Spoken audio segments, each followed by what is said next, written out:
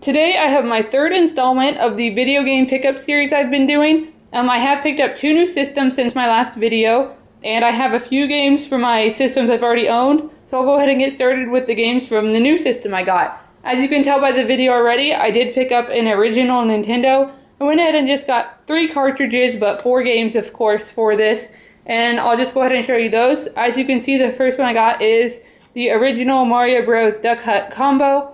I played Mario a little bit, not too much. I was a little surprised because I've only played this game on the Super Nintendo All-Stars Edition, so the graphics and sound are pretty bad in this game, but it's a classic, and you know, back when it came out it was awesome, so I just had to get it. I haven't had time to play Duck Hunt yet. I've been trying out a lot of my new games, and I just haven't got around to this one. This cartridge does need cleaned up a little bit, but it's a fun game and works good. The next one is Super Mario 2. I'm just really attached to the older Mario games. I haven't really played an original Nintendo before, so as far as getting other games, I'm not too sure of what to get yet, and I'm more into getting the more modern games and just getting a few classics for these to have around. I've only played this one again for a couple minutes, but it is fun. And of course, the last game I got for the original Nintendo is Super Mario 3. I only played this for a few minutes also, but I can already tell that definitely Super Mario 3 influenced them when they made Super Mario 3D Land a bunch. I've already caught on to quite a few references from the game, and the gameplay is pretty similar, and I really like that they went back to one of the very first titles and tied that into the new 3D version. Now I'll go ahead and move on to the games I got from my next new system, which is actually a Nintendo GameCube. The first game I picked up is Metroid Prime, which also includes a Metroid Prime Echoes bonus disc. I saw this at GameStop for like $3.50, and I hadn't heard much about it, so I thought it was a total bust, and I didn't get it. I did come home, researched it, and found out right away that this game is supposed to be awesome. So of course I ran back out to GameStop, picked it up for $3.50, and unfortunately I haven't had time to play it. I have not tried this game out at all, but from the reviews it's supposed to be a classic. I don't know why it's so cheap, but I went ahead and got it for my collection. The next game I got is Sonic Adventure DX Director's Cut. This game also had pretty decent reviews, so I went ahead and picked it up, and so far I have to say I am pretty disappointed. I grew up playing Sonic 2 on the Genesis and loved it, and I knew that newer Sonics were a bit different, but the dialogue and overall gameplay in this game just really isn't for me so far. I've put in maybe 1 or 2 hours on it, and I haven't got into it. I will go back to it sometime and try it some more, but so far it's not really hitting the spot. The next game for my GameCube is Paper Mario: Thousand Year Door. This is the first Paper Mario game I've played. Once again, I've only probably put about 2 hours, maybe 3 into this, and it is really fun so far, and I can see why Paper Mario is such a hit, so I'm really looking forward to playing this more in the future. Next, I picked up Luigi's Mansion. I've probably played this one the most so far, and I do love it. I know they are making a new one for the 3DS pretty soon, so I probably will have to get that at some point. If you don't know what Luigi's Mansion is, you go to a mansion, of course, and you play as Luigi. He finally gets his own story instead of Mario. And he goes and he has to fight ghosts and collect them. And I'm not too far into the story yet, but so far it's really fun. And if you have a GameCube, I would pick it up if you can find it. The last game I have for the GameCube is Super Monkey Ball 2. I know both of these were supposed to be pretty good. This happened to be the one I found, and it was pretty cheap. And this game is in excellent condition for being so old.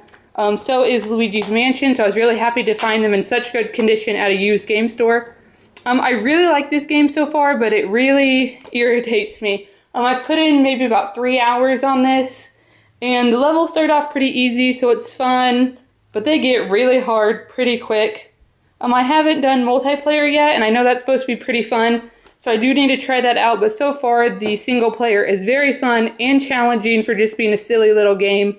But I would recommend getting it if you have a GameCube. I did pick up 1 PS3 game, so I'll go ahead and show you that. I got Rayman Origins. If you haven't tried this game, get it. There's not really much more I can say than that. This game was absolutely awesome. It's just a classic 2D platformer. The graphics on it are amazing. The worlds are very colorful, and like I said, graphics and art design are just really cool. I'm usually not too big into how music in a video game is, but the music in this is also, once again, it's very good. It fits the game very well and really just adds to the gameplay. I have played most of this game actually on a 2-player mode where you and up to, I think, 3 of your friends can play on the same screen co-op, and that is a blast. This game's actually price dropped to $30, even though it's still pretty new. And I really don't know why it's down so cheap already, because it's definitely one of my favorite games, definitely one of my favorite PlayStation 3 games. And if you have any of the systems it's available on, I would go out and buy it as soon as you can, because it's awesome. Last, I had the games I picked up for my 3DS. Only one of these games is actually a 3DS game, the other is just a regular DS, but let's go ahead and get started. The first one I picked up is The Blob 2. Now, I wasn't actually looking to get this game, but I found it really cheap, so I couldn't resist. If any of you live in a rural area and it's hard to find used games and classic games, then I have a suggestion for you real fast that's worked pretty well for me so far. Just check Facebook. Recently, the area where I live and a lot of other areas around me have been setting up local buy-sell trade groups. What these are pretty much online garage sales. This is a great place to find games, mainly because the classic games and the vintage games, people don't think they're worth very much, so I've been able to find a few really good deals on there. And you can also find newer games like this and PlayStation 3 games, PlayStation 2 games, and people sell them on there pretty cheap, a lot cheaper than you'll find in used game stores.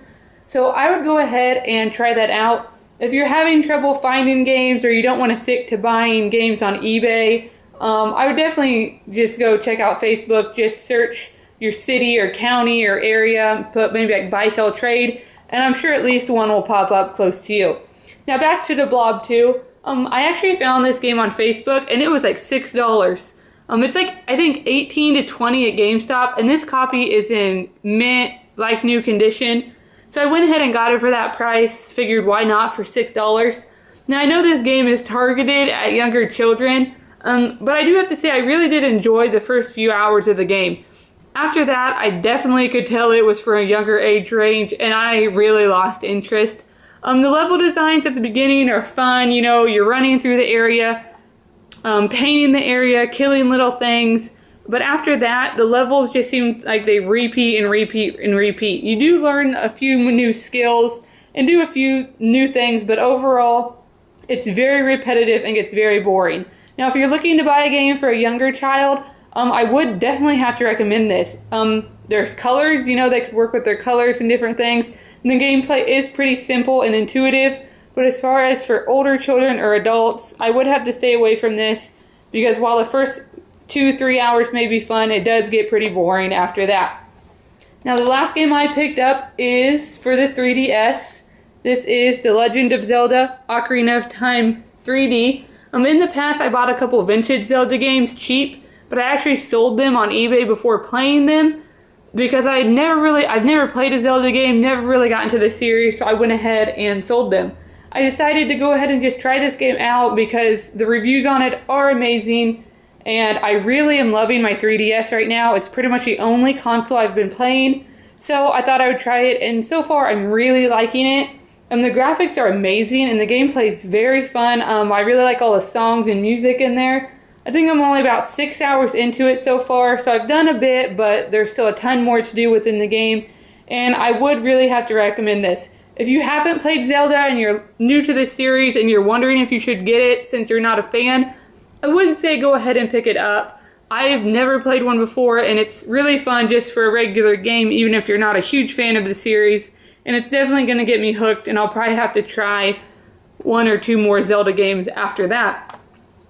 So that is all the new games that I have for this video. I'm planning on getting a few games pretty soon, mainly DS games and maybe 3DS games, because like I said, I'm really loving my 3DS right now, and it's pretty much all I'm playing.